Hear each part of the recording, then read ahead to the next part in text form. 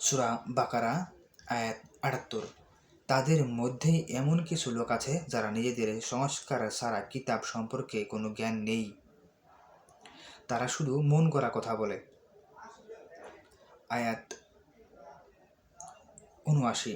সুতরাং তাদের জন্য দুর্ভোগ যারা নিজ হাতে রচনা করে এবং অল্প মূল্য পাবার জন্য বলে, এটি আল্লাহর পক্ষ থেকে এসেছে।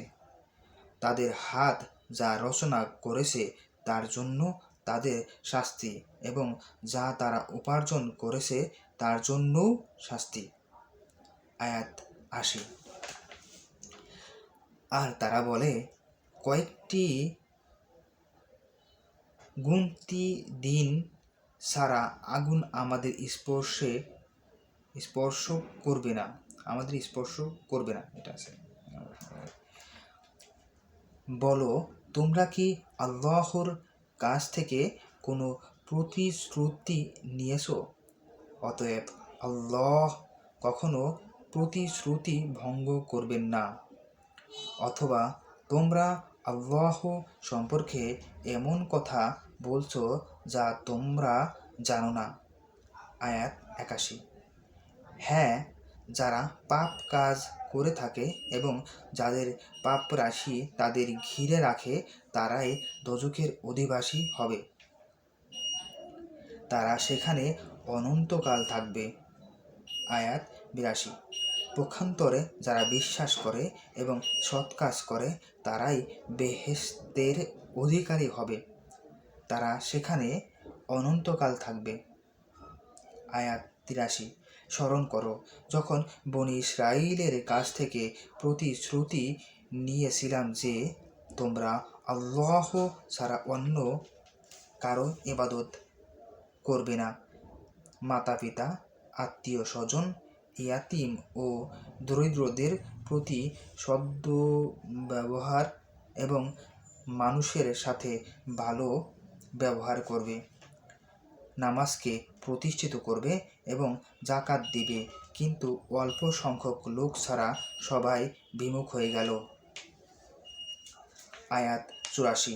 আর স্মরণ করো, যখন আমরা তোমাদের কাছ থেকে প্রতিশ্রুতি নিয়েছিলাম যে তোমরা রক্তপাত করবে না ও নিজেদের লোকজনকে বহিষ্কার করবে না। অতঃপর তোমরা ভুল স্বীকার করেছিলে, আর এ বিষয়ে তোমরাই তার সাক্ষী। আয়াত ৮৫।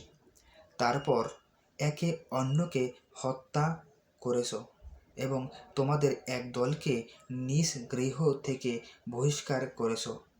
তোমরা তাদের বিরুদ্ধে সীমালঙ্ঘন করে তাদের পৃষ্ঠপোষকতা করেছ, এবং তারা যখন বন্দী হয়ে তোমাদের কাছে আসে তখন তোমরা মুক্তিপণ চাও, অথচ তাদের বহিষ্কার করাই ছিল অবৈধ।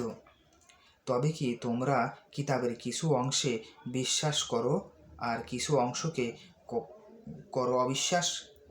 অতএব তোমাদের যে সব লোক এমন করে তাদের প্রতিফল হলো পার্থিব জীবনে লাঞ্ছনা ভোগ এবং কিয়ামত দিবসে কঠিনতম শাস্তির মধ্যে নিক্ষিপ্ত হবে।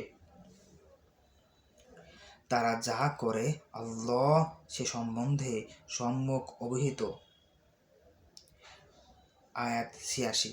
প্রকৃতপক্ষে এসব লোকেরাই পরকালের বিনিময়ে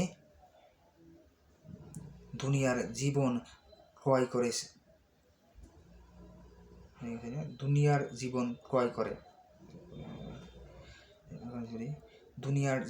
ক্রয় করে। সুতরাং তাদের শাস্তি কম করা হবে না এবং তারা কোনো সাহায্যও পাবে না। আয়াত ৮৭। এবং নিশ্চয় মূসাকে কিতাব দিয়েছি এবং তারপরে ধারাবাহিকভাবে রসূলগণকে পাঠিয়েছি। মরিয়ম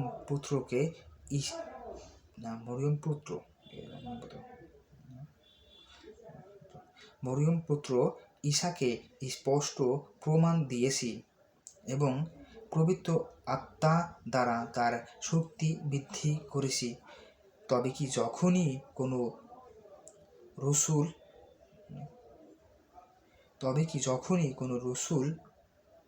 এমন কিছু এনেছে যা তোমাদের মনোভূত হয়নি, তখনই তোমরা অহংকার করেছ এবং মিথ্যা প্রতিপন্ন করেছ এবং কতকে হত্যা করেছ। আয়াত 88।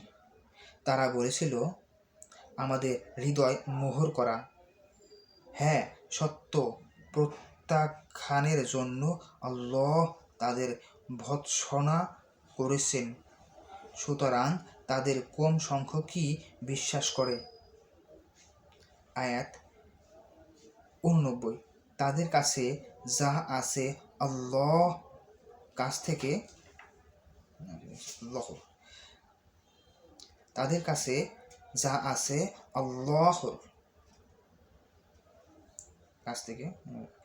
কাছে যা আছে আল্লাহর এর কাছ থেকে তার সমর্থক কিতাব এলো। যদিও পূর্বে কাফেরদের বিরুদ্ধে তারা এর মাধ্যমে বিজয় প্রার্থনা করত, তবু তারা যা জানত তা যখন তাদের কাছে এলো তখন তারা তা প্রত্যাখ্যান করে বসল। সুতরাং কাফেরদের প্রতি আল্লাহ এর অভিসম্পাত। সকল বিষয়ের জন্য জাযাকাল্লাহু খাইরান। আসসালামু আলাইকুম।